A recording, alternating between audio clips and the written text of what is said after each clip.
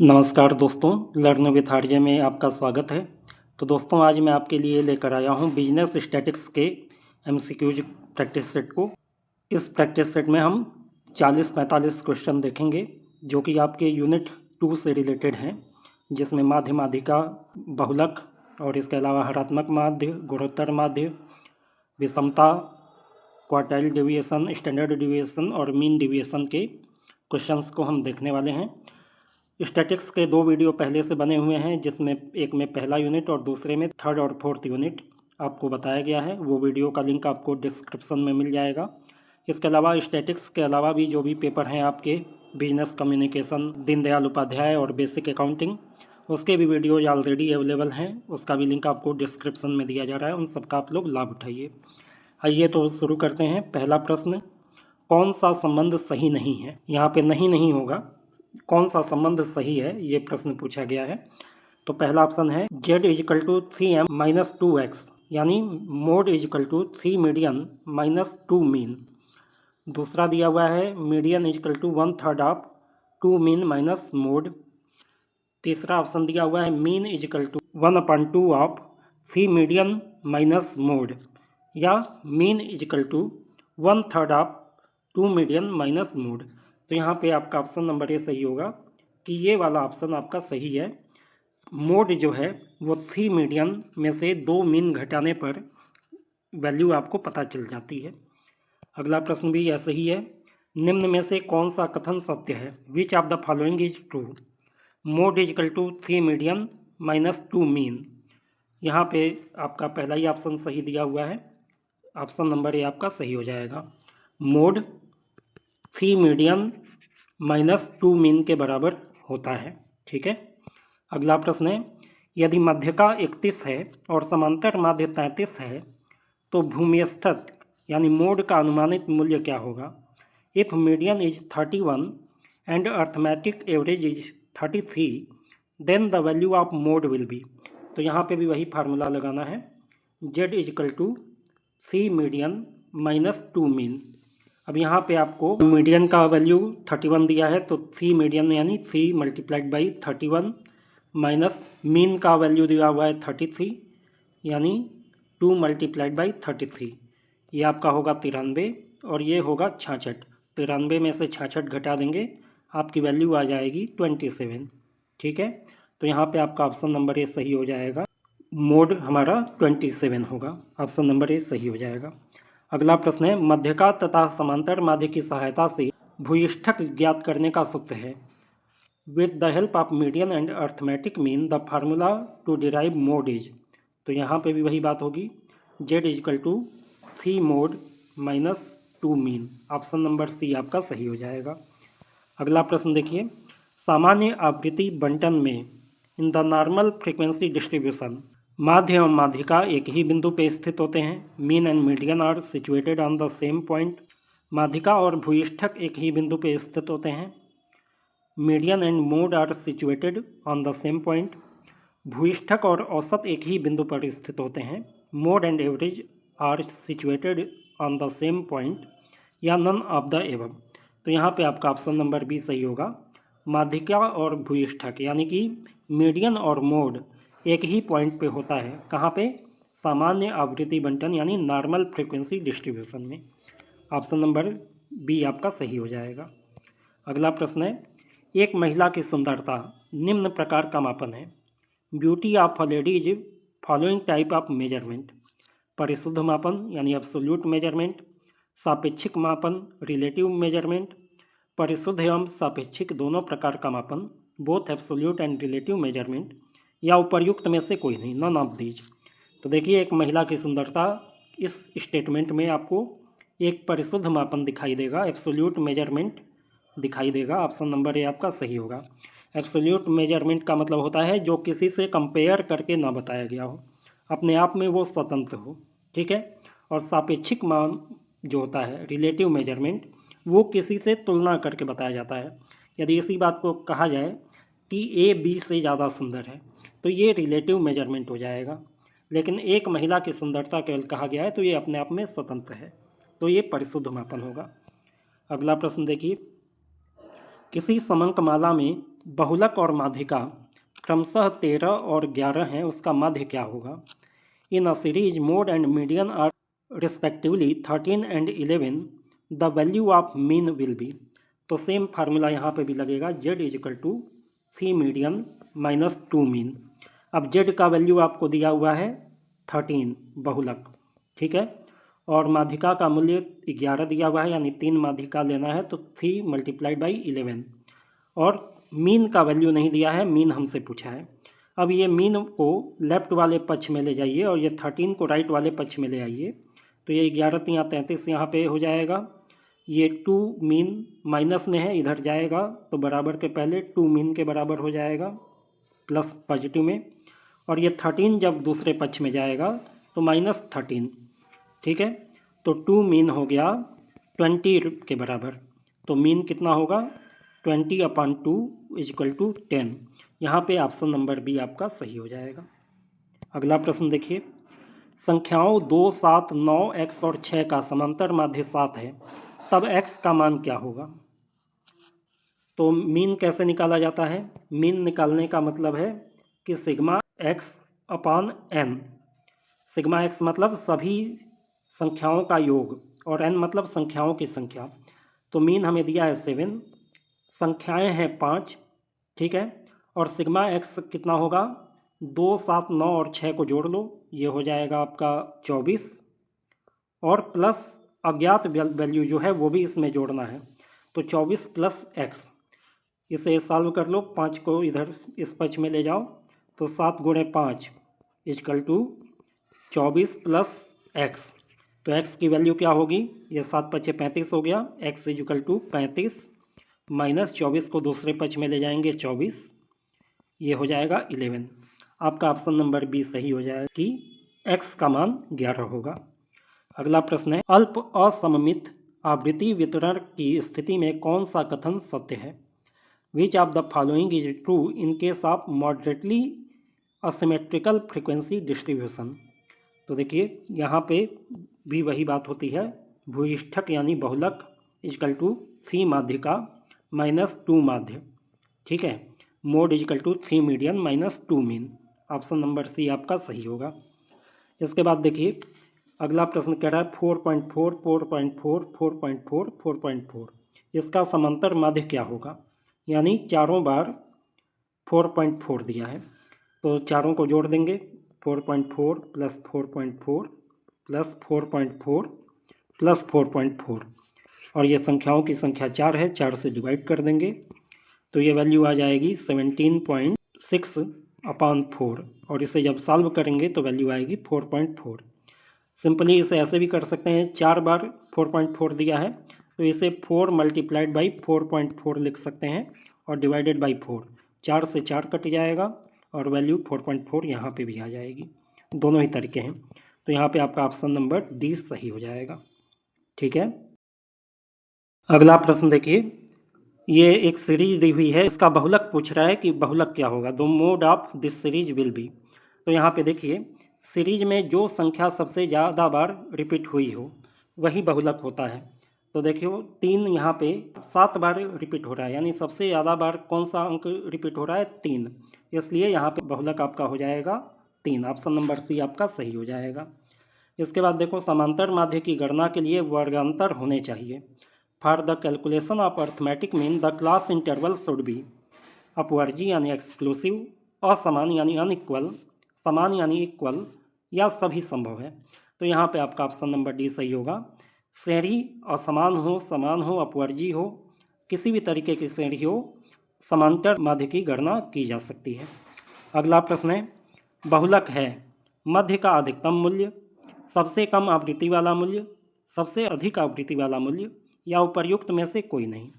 The mode is the middle most value, the list frequent value, most frequent value, या none of these. तो अभी मैंने बताया कि जो सबसे ज़्यादा फ्रिक्वेंसी होती है, जिस अंक की सबसे ज़्यादा फ्रिक्वेंसी होती है वही मोड कहा जाता है। ऑप्शन नंबर सी आपका सही हो जाएगा। अगला प्रश्न देखिए, 15 संख्याओं का माध्य 15 पाया गया, यदि 2 संख्याएं 18 और 13 निकाल दी जाएं तो शेष संख्याओं का माध्य क्या होगा। तो सबसे पहले देखिए माध्य का फार्मूला क्या है, mean is equal to sigma x upon n. Sigma x का मतलब सभी नंबर्स का योग। यहाँ पे मीन बता रहा है कि 15 है, एन यानी संख्या अंकों की है 15, और ये सिग्मा एक्स के बराबर है। तो सिग्मा एक्स कितना हो जाएगा? सिग्मा एक्स हो जाएगा 15 मल्टीप्लाइड बाई 15। ये 15 को इधर ले जाएंगे तो मल्टीप्लाई में हो जाएगा, यानी 225। यानी अभी जो हमारा सीरीज था इसके सभी अंकों का योग, सभी मूल्यों का योग 225 है। अब ये कह रहा है 18 और 12 दो संख्याएं निकाल दी गई, यानी 225 में से 18 और 12 माइनस कर दीजिए, यानी अब हमारा सिग्मा एक्स नया वाला बना 195। ठीक है, और क्योंकि 2 डिजिट निकल गए तो अब n की वैल्यू हमारी कितनी हो गई? 13। ठीक है, तो नया मीन क्या होगा? सिग्मा एक्स यानी 195 डिवाइडेड बाई n यानी 13। तो इसे भी कैलकुलेट करेंगे आप तो ये आएगा 15 के बराबर। ठीक है, तो यहाँ पे आपका ऑप्शन नंबर सी सही हो जाएगा, 15। अगला प्रश्न देखिए, एक पेड़ पे लगे संतरों का औसत आकार निकालने के लिए सर्वाधिक उपयुक्त औसत है। For calculating average size of orange on a tree the most appropriate average is mode, median, mean या नन ऑफ दीज। तो यहाँ पे आपका ऑप्शन नंबर ए सही होगा। बहुलक यहाँ पे सबसे ज़्यादा उपयोगी माध्य होगा, क्योंकि संतरे की साइज में जो साइज का संतरा सबसे ज़्यादा संख्या में है उसी को आप एवरेज मान सकते हैं कि संतरे की एवरेज साइज इतनी है। इसके बाद है, यदि 10 पदमूल्यों का 15 से लिए गए विचलनों का बीजगणितीय योग 7 है तब पदमूल्यों का समांतर माध्य क्या होगा? तो देखिए, सिग्मा डी एक्स है 7, ए की वैल्यू है 15 से विचलन लिया गया ना, ए की वैल्यू है 15 और एन यानी पदों की संख्या है 10। तो मीन क्या होगा? ए plus sigma D x upon N. ए की वैल्यू है 15, सिग्मा डी एक्स है 7, ये प्लस होगा, अपान 10 यानी ये आ जाएगा 15.7। ठीक है, आपका ऑप्शन नंबर बी सही हो जाएगा। इसके बाद है, अविच्छिन्न श्रेणी में बहुलक की गणना करने के लिए सूत्र है in continuous series which formula is use to determine the mode. तो यहाँ पे फार्मूला सी ऑप्शन जो दिया हुआ है ये सही दिया हुआ है, L1 plus F1 minus F0 upon 2F1 minus F0 minus F2 multiplied by I. Option number C आपका सही हो जाएगा। अगला प्रश्न देखिए, निम्न में से किस प्रकार की श्रेणी में Q3 नंबर यानी क्वार्टाइल 3 का नंबर की गणना 3n/4 के आधार पर की जाती है? In which type of series the number of Q3 is calculated on the basis of 3n/4? व्यक्तिगत श्रेणी यानी इंडिविजुअल सीरीज, खंडित श्रेणी यानी डिस्क्रीट सीरीज, सतत श्रेणी यानी कंटिन्यूअस सीरीज, या इनमें से कोई नहीं। तो यहाँ पे आपका ऑप्शन नंबर सी सही होगा। थर्ड क्वार्टाइल निकालने का फार्मूला 3n/4 कंटिन्यूअस श्रेणी में यूज किया जाता है। अगला प्रश्न है, द्वितीय चतुर्थक होता है second quartile is equal to माध्य, मीन, द्वितीय शतमक यानी सेकंड डिसाइल, चतुर्थक विस्तार यानी रेंज ऑफ क्वार्टाइल, या माध्यिका मीडियन। तो देखिए, द्वितीय चतुर्थक जो होता है वो मीडियन के बराबर होता है। ऑप्शन नंबर डी आपका सही हो जाएगा। इसके बाद दिया हुआ है, 25वां शतमक होता है 25th परसेंटाइल एज तृतीय चतुर्थक, प्रथम चतुर्थक, द्वितीय शतमक, या इनमें से कोई नहीं। तो यहाँ पे आपका ऑप्शन नंबर बी सही होगा कि 25वां शतमक जो है वो प्रथम चतुर्थक के बराबर होता है। अगला प्रश्न है, एक श्रेणी में कितने चतुर्थकों की गणना की जा सकती है? How many quartile can be calculated in a series? तो देखिए, किसी भी सीरीज में 3 क्वार्टाइल की गणना की जा सकती है। Q1 यानी 25% के लेवल पे, Q2 यानी 50% के लेवल पे, और Q3 यानी 75% के लेवल पे। ये 3 क्वार्टाइल कैलकुलेट किए जा सकते हैं। ऑप्शन नंबर बी आपका सही हो जाएगा। अगला प्रश्न है, निम्न में से कौन सा गणितीय माध्य नहीं है? Which of following is not a mathematical mean? भूयिष्ठक यानी मोड, गुणोत्तर माध्य यानी जियोमेट्रिक मीन, समांतर माध्य यानी अर्थमेटिक मीन, या हरात्मक माध्य हार्मोनिक मीन। तो यहाँ पे आपका ऑप्शन नंबर ए सही होगा। भूयिष्ठक यानी कि मोड जो है ये गणितीय माध्य में नहीं आता है, बाकी समांतर माध्य, गुणोत्तर माध्य और हरात्मक माध्य ये तीनों गणितीय माध्य में आते हैं। अगला प्रश्न है, निम्न में से कौन सा संबंध सही है? Which of the following relationship is correct? GM is equal to under root mean minus harmonic mean is equal to mean minus geometric mean का under root, mean is equal to under root GM multiplied by harmonic mean, या फिर GM is equal to mean plus harmonic mean upon 2। तो यहाँ पे आपका option number A सही होगा। Geometric mean जो है वो नॉर्मल अर्थमेटिक मीन और हार्मोनिक मीन के गुणनफल का अंडर रूट होता है। यहाँ पे चिन्ह गलत दिया है, ये माइनस चिन्ह मिसप्रिंट है, ये मल्टीप्लाई का सिंबल होना चाहिए। ऑप्शन नंबर ए आपका सही हो जाएगा। अगला प्रश्न है, गुणोत्तर माध्य किस माला के अनंत पदों के गुणनफल का मूल होता है? Geometric mean the infinite root of which series? अनंत, इन्फिनिट, अनिश्चित अनसर्टेन, निश्चित यानी सर्टेन, या इनमें से कोई नहीं। तो यहाँ पे आपका ऑप्शन नंबर ए सही होगा। गुणोत्तर माध्य अनंत माला के अनंत पदों के गुणनफल का मूल होता है। ऑप्शन नंबर ए सही हो जाएगा। अगला प्रश्न देखिए, प्रेक्षणों 4, 8, 16, 32 और 64 का गुणोत्तर माध्य क्या होगा? The geometric mean of the observation 4, 8, 16, 32 and 64 is. तो इसे कैलकुलेट करने के लिए तरीका क्या है? जियोमेट्रिक मीन का फार्मूला क्या होता है? nth root of number 1, number 2, number n, यानी जितनी संख्याएं दी गई हैं उतना रूट निकाला जाएगा और सभी संख्याओं को मल्टीप्लाई किया जाएगा। यानी यहाँ जो डेटा दिया है इसके हिसाब से जियोमेट्रिक मीन होगा 5th under root of 4 multiplied by 8 multiplied by 16 multiplied by 32 और मल्टीप्लाइड बाई 64। तो इसे गुणनखंड जब बनाएंगे इन सभी अंकों का, तो 4 का गुणनखंड होगा 2 गुणे 2, यानी 2 बार 2 आ गया। 8 का गुणनखंड होगा 2 गुणे 2 गुणे 2, यानी 3 बार यहाँ पे आ गया। 16 का गुणनखंड होगा 2 गुणे 2 गुणे 2 गुणे 2, यानी यहाँ पे 4 बार 2 आ गया।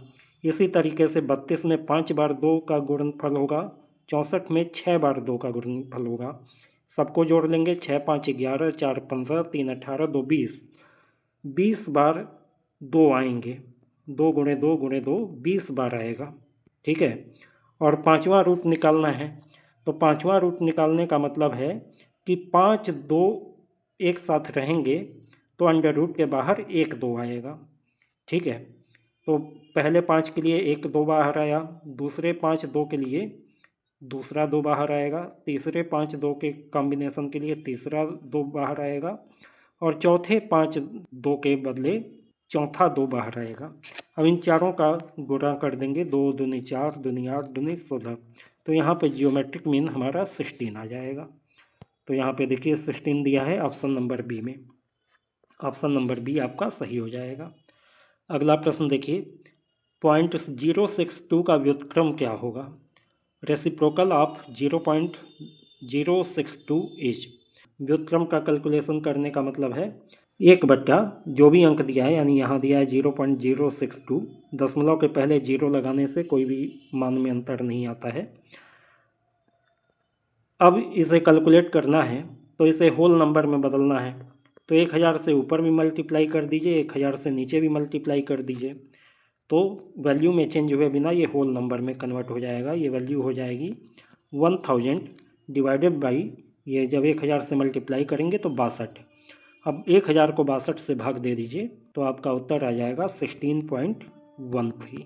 तो यहाँ पे आपका ऑप्शन नंबर सी सही हो जाएगा, 16.13। अगला प्रश्न देखिए, औसत गति की गणना की जा सकती है। Average speed can be calculated by mean, geometric mean, harmonic mean, या इनमें से कोई नहीं। तो हार्मोनिक मीन के यूजेज को पढ़ते वक्त आपने देखा होगा कि एवरेज स्पीड की सही कैलकुलेशन के लिए हार्मोनिक मीन सबसे उपयुक्त पाया जाता है। ऑप्शन नंबर सी आपका सही हो जाएगा। अगला प्रश्न है, यदि पदमाला में सभी पद समान हों, if all the item of a series are equal, तो कौन सा इक्वेशन सही होगा? Mean is equal to harmonic mean is equal to geometric mean, mean greater than geometric mean, greater than harmonic mean, mean less than geometric mean, less than harmonic mean, या फिर geometric mean equal to under root mean multiplied by harmonic mean. तो देखिए यहाँ पे आपका option number A सही होगा। यदि किसी पदमाला के सभी पद समान हैं तो मीन, हार्मोनिक मीन और जियोमेट्रिक मीन एक बराबर आते हैं। ठीक है, अगला प्रश्न है, दो अंकों 8 और 18 का गुणोत्तर माध्य क्या होगा। तो गुणोत्तर माध्य निकालने का मतलब क्या है, फार्मूला अंडर रूट, दो अंक हैं तो यहाँ सेकंड रूट लेंगे, 8 मल्टीप्लाइड बाई 18। अब इसका गुणनखंड कर दीजिए। 8 का गुणनखंड क्या होगा, 2 गुणे 2 गुणे 2। ठीक है, और 18 का गुणनखंड क्या होगा, 2 गुणे 3 गुणे 3।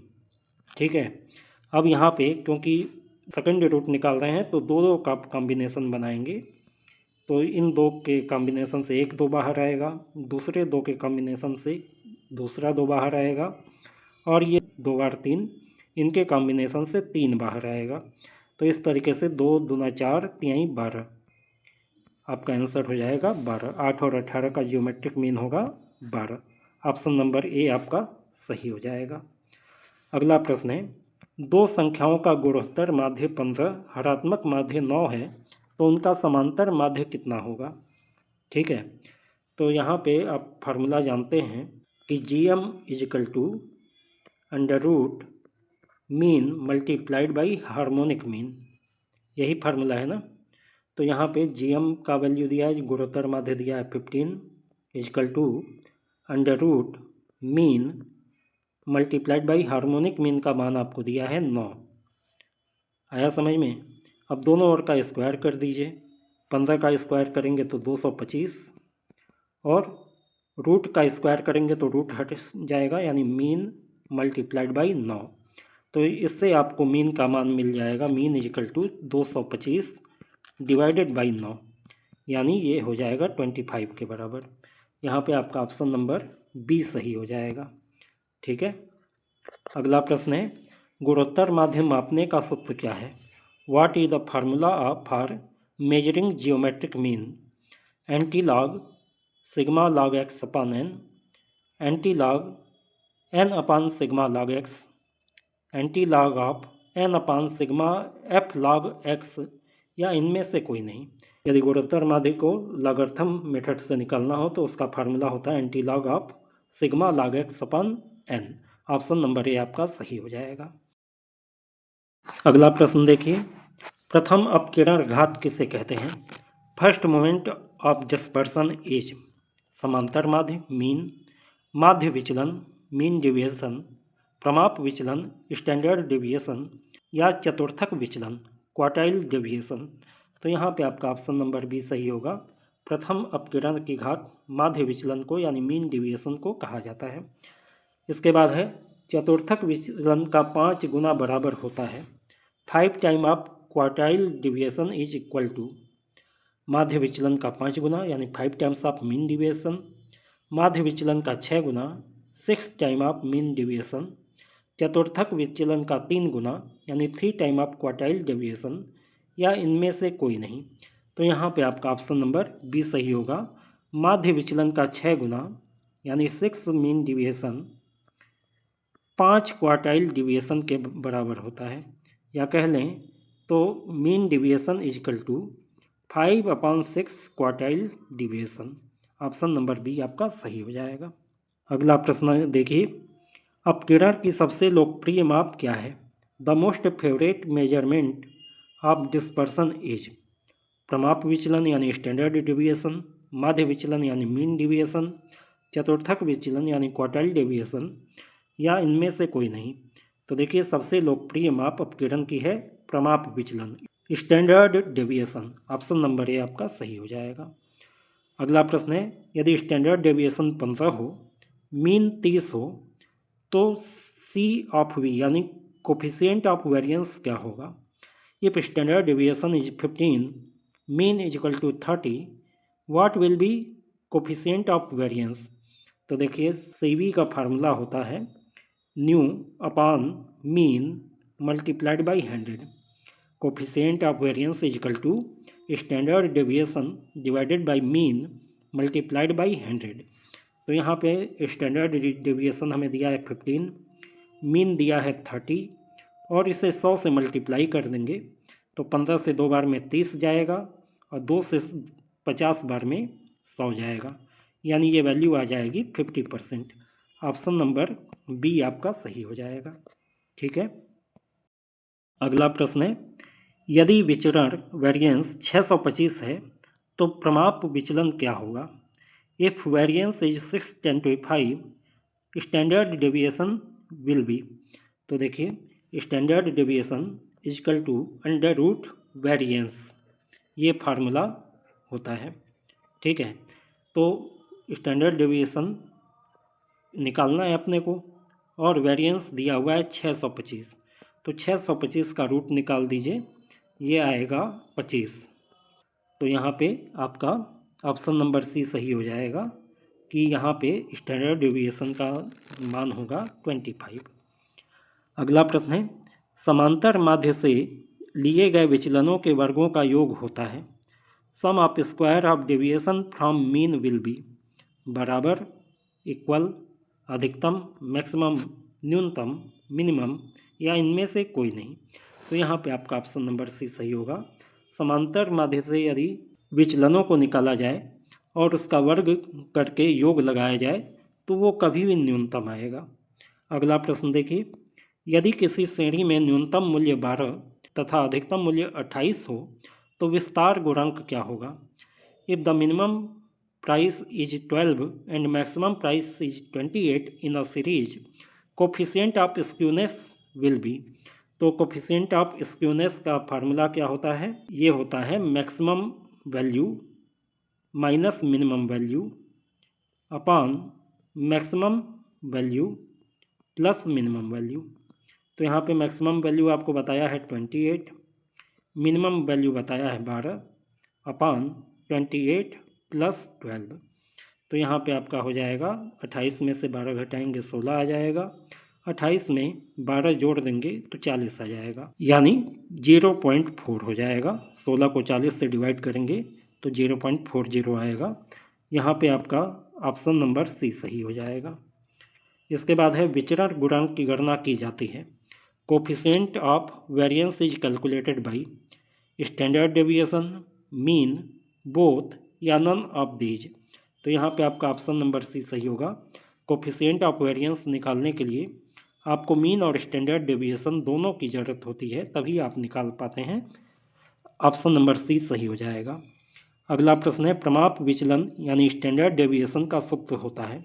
The formula of standard deviation is under root mean deviation, under root variance, under root quartile deviation या under root range.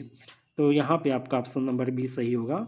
Standard deviation under root of variance के बराबर होता है। ठीक है, अगला प्रश्न देखिए, लॉरेंज वक्र कर्ण रेखा के जितने समीप होता है उतना ही होता है। As Lorenz curve is close to the diagonal line it becomes सम, इवन, विषम, ऑड, दोनों यानी बोथ या इनमें से कोई नहीं। तो देखिए लॉरेंज वक्र कर्ण रेखा के जितने ज़्यादा समीप होगा उतना ही इवन यानी कि सम होगा। ऑप्शन नंबर ए आपका सही हो जाएगा। अगला प्रश्न है, विस्तार का सापेक्ष मान होता है। Relative measure of the range is L plus S upon L minus S, L minus S upon L plus S, L plus S upon 2 या एल माइनस एस अपॉन 2। तो यहाँ पे आपका ऑप्शन नंबर बी सही होगा। विस्तार का सापेक्ष माप larger value minus smaller value upon larger value plus smaller value होता है। अभी इस पे बेस्ड एक क्वेश्चन भी हमने किया है। ऑप्शन नंबर बी आपका सही हो जाएगा। अगला प्रश्न है, बीजगणितीय चिन्ह प्लस तथा माइनस का प्रयोग निम्न में ध्यान नहीं रखते हैं। Algebraic sign plus and minus is ignored in quartile deviation, mean deviation, standard deviation या इनमें से कोई नहीं। तो देखो मीन डेविएशन निकालते वक्त प्लस और माइनस का चिन्ह नहीं देखते हैं। जो भी मान होता है वो मान पॉजिटिव ही माना जाता है, भले प्लस हो या माइनस हो। ऑप्शन नंबर बी आपका सही हो जाएगा। अगला प्रश्न है, मानक विचलन बराबर होता है standard deviation equal to 5/4 mean deviation, 4/5 mean deviation, 4/6 mean deviation या 2/3 मीन डिविएशन। तो यहाँ पे आपका ऑप्शन नंबर ए सही होगा। Standard deviation equal to 5/4 mean deviation, ये फार्मूला सही होता है। ऑप्शन नंबर ए आपका सही होगा। अगला प्रश्न है, अपकिरण किस श्रेणी के माध्य होते हैं? To which type of average dispersion? प्रथम श्रेणी, द्वितीय श्रेणी, तृतीय श्रेणी या इनमें से कोई नहीं। तो यहाँ पे आपका ऑप्शन नंबर बी सही होगा। ये द्वितीय श्रेणी के माध्य होते हैं। प्रथम श्रेणी के माध्य में मीन, मीडियन, मोड आते हैं, ठीक है, और द्वितीय श्रेणी में अपकिरण आता है। अगला प्रश्न है, विचरण गुणांक अधिक होने पर श्रेणी मानी जाती है। If coefficient of variation is more, series is considered to be अधिक सजातीय यानी मोर होमोजीनियस, अधिक संगत यानी मोर कंसिस्टेंट, अधिक अस्थिर यानी मोर अनस्टेबल या अधिक समरूप मोर यूनिफॉर्म। तो यहाँ पे आपका ऑप्शन नंबर सी सही होगा। विचरण गुणांक जितना ही ज़्यादा होगा ये माना जाएगा कि सीरीज उतनी ही ज़्यादा अस्थिर है, यानी उसमें वैल्यू में उतार चढ़ाव ज़्यादा हो रहा है। अगला प्रश्न है, चतुर्थक विचलन प्रमाप विचलन का निम्नलिखित भाग होता है। Quartile deviation is the following part of the standard deviation, 2/3, 1/3, 3/4 या 3/2। तो यहाँ पे आपका ऑप्शन नंबर ए सही होगा। क्वार्टाइल डेविएशन स्टैंडर्ड डेविएशन के 2/3 के बराबर होता है, ठीक है। अगला प्रश्न है, चतुर्थक विचलन है Q3 - Q1/2, Q3 + Q1/2, Q3 - Q1/Q3 + Q1 या Q3 + Q1/Q3 - Q1। यहाँ पे आपका ऑप्शन नंबर ए सही होगा। Q3 - Q1/2 ये चतुर्थक विचलन निकालने का फार्मूला है। अगला प्रश्न है, यदि प्रसरण 144 है तो मानक विचलन कितना होगा? If variance is 144 then standard deviation is, तो अभी हमने देखा था formula, standard deviation is √ variance. तो वेरिएंस हमें दिया है 144, तो √144 निकाल दीजिए, ये वैल्यू आएगी 12। तो यहाँ पे स्टैंडर्ड डेविएशन 12 होगा। ऑप्शन नंबर ए आपका सही हो जाएगा। आगे बढ़ने के पहले मैं आपको बता दूं, स्टैटिक्स के 2 वीडियो और पहले से बने हुए हैं, जिसमें यूनिट 1, 3 और 4 के क्वेश्चंस को डिस्कस किया गया है न्यूमेरिकल सहित। तो आप उन दोनों वीडियो को भी देखें, इसका लिंक आपको डिस्क्रिप्शन में दे दिया गया है। आपके अन्य पेपर के लिए भी वीडियोज बने हुए हैं, अवेलेबल हैं, उसका भी डिस्क्रिप्शन में लिंक दिया गया है। आप उन सभी का लाभ उठाइए और अपने दोस्तों को भी बताइए, उन्हें भी शेयर कीजिए ताकि वो भी उसका फ़ायदा उठा पाएँ। अगला प्रश्न है, विचरण गुणांक मापता है व्यवहार यानी एटीट्यूड, निष्पादन यानी परफॉर्मेंस, प्रतिदर्श यानी सैंपल या संगति कंसिस्टेंसी। तो कोफिशिएंट ऑफ वेरिएशन यानी विचरण गुणांक संगति को देखता है, कंसिस्टेंसी का मापन करता है। ऑप्शन नंबर डी सही हो जाएगा। अगला प्रश्न है, प्रमाप विचलन के विचार का प्रतिपादन किसने किया था? The concept of standard deviation was introduced by Karl Pearson, निष्पादन यानी परफॉर्मेंस, लॉरेंज या फिर इनमें से कोई नहीं। तो प्रमाप विचलन का विचार कार्ल पियर्सन ने दिया था। ऑप्शन नंबर ए आपका सही हो जाएगा। अगला प्रश्न है, विषमता की व्याख्या में वितरण का उपयोग होता है। इन स्क्यूनेस डिस्ट्रीब्यूशन मीन्स सीमित, सिमेट्रिकल, असममित, एसिमेट्रिकल, दोनों, बोथ या इनमें से कोई नहीं। तो देखिए, विषमता की व्याख्या में दोनों प्रकार के वितरण का प्रयोग किया जा सकता है। सममित वितरण भी हो सकता है और असममित भी हो सकता है। ऑप्शन नंबर सी आपका सही हो जाएगा। अगला प्रश्न है, कार्ल पियर्सन का विषमता गुणांक निम्न में से किसको ध्यान नहीं देता है? Which of the following is not considered in the Karl Pearson coefficient of skewness? माध्य मीन, भूयिष्ठक यानी मोड, माध्यिका मीडियन या माध्य विचलन मीन डिविएशन। तो यहाँ पे आपका ऑप्शन नंबर डी सही होगा कि कार्ल पियर्सन ने जो विषमता गुणांक का सूत्र बताया है उसमें कहीं भी माध्य विचलन का प्रयोग नहीं किया जाता है। इसका फार्मूला होता है मीन माइनस मोड अपान स्टैंडर्ड डेविएशन। यदि मान लीजिए जेड नहीं मालूम है, बहुलक नहीं मालूम है, तो ऐसे केस में फार्मूला आपका हो जाता है फी मीन माइनस मीडियन अपान स्टैंडर्ड डिविएशन। तो इसमें कहीं भी मीन डिविएशन की बात नहीं आती है, इसलिए ऑप्शन नंबर डी आपका सही हो जाएगा।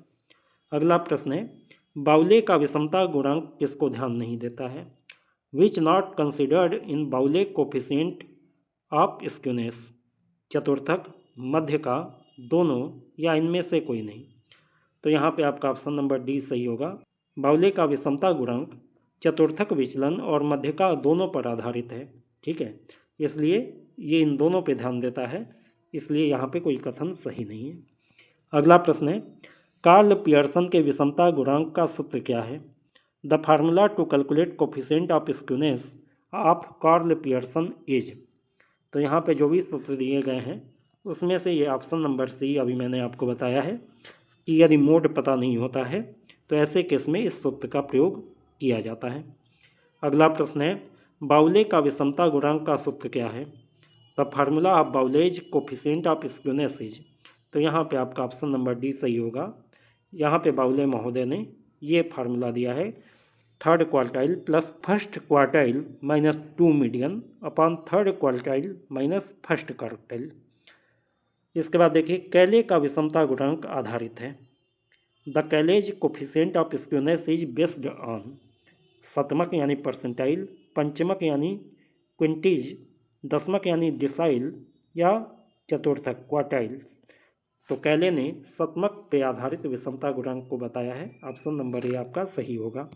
अगला प्रश्न है, विषमता ऋणात्मक होगी जब skewness will be negative when समांतर माध्य इज मोर देन भुयिष्ठक यानी mean is greater than mode, समांतर माध्य कम है भूइष्ठक से यानी mean is lesser than mode, समांतर माध्य भूइष्ठक के बराबर है यानी mean is equal to mode, या उपर्युक्त में से कोई नहीं। तो यहाँ पे आपका ऑप्शन नंबर बी सही होगा। समांतर माध्य यदि कम है और बहुलक या भूइष्ठक ज़्यादा है, मोड ज़्यादा है, तो ऐसे में जब मीन माइनस मोड अपान स्टैंडर्ड डेविएशन निकालेंगे तो क्योंकि मीन की वैल्यू कम है, जेड की वैल्यू यानी मोड की वैल्यू ज़्यादा है, तो ऐसे केस में ये वैल्यू निगेटिव में आएगी। ठीक है, ऑप्शन नंबर बी आपका सही हो जाएगा। अगला प्रश्न देखिए, एक श्रेणी में दोनों चतुर्थकों का अंतर 10 है और उनका योग 25 है तथा माध्यिका 13 है, तो विषमता गुणांक क्या होगा? In a series the difference of the two quartile is 10, their sum is 25 and the median is 13, the coefficient of skewness will be. तो देखिए अभी हमने फार्मूला देखा था, coefficient of skewness is equal to Q3 plus Q1 minus 2m upon Q3 minus Q1। तो दोनों चतुर्थकों का अंतर आपको बताया है 10 और दोनों चतुर्थकों का योग बताया है 25, यानी Q3 प्लस Q1 की वैल्यू बताई है 25, और माध्यिका बताया है 13 यानी 2 मल्टीप्लाइड बाई 13। ठीक है, यहाँ पे 13 दूना 26, 25 में से 26 घटाओगे तो -1 और अपान में 10 है ही है, तो ये वैल्यू हो जाएगी -0.1। ऑप्शन नंबर डी आपका सही हो जाएगा। इसके बाद देखिए, विषमता धनात्मक होगी जब skewness will be positive when Z is greater than mean, mode is less than mean, mode is equal to mean, या इनमें से कोई नहीं। तो यहाँ पे आपका ऑप्शन नंबर बी सही होगा। जब मोड कम है और मीन ज़्यादा है तो ऐसे केस में विषमता धनात्मक होगी। अगला प्रश्न है, एक सममित वितरण में विषमता का गुणांक होता है। In a symmetrical distribution the coefficient of skewness is 0, 0, धनात्मक, पॉजिटिव, ऋणात्मक, निगेटिव, या इनमें से कोई नहीं। तो यदि सममित वितरण है तो वहाँ पे विषमता गुणांक 0 होगा। ऑप्शन नंबर ए आपका सही हो जाएगा। अगला प्रश्न है, बाउले के विषमता गुणांक की सीमाएं क्या हैं? What are the limit of Bowley's coefficient of skewness? 0 to 1, -1 to +1, 0 to 3, या -3 to +3। तो यहाँ बाउले के विषमता गुणांक की सीमा -1 से +1 के बीच में होती है। ना तो -1 से नीचे कोई वैल्यू आएगी, न +1 से ऊपर की कोई वैल्यू आएगी। ऑप्शन नंबर बी आपका सही हो जाएगा। अगला प्रश्न है, कार्ल पियर्सन के विषमता गुणांक की गणना का सूत्र है। Karl Pearson coefficient of skewness is calculated by following formula. तो ये फार्मूला हमने पहले ही देखा है। ऑप्शन नंबर ए आपका सही होगा, mean minus mode upon standard deviation.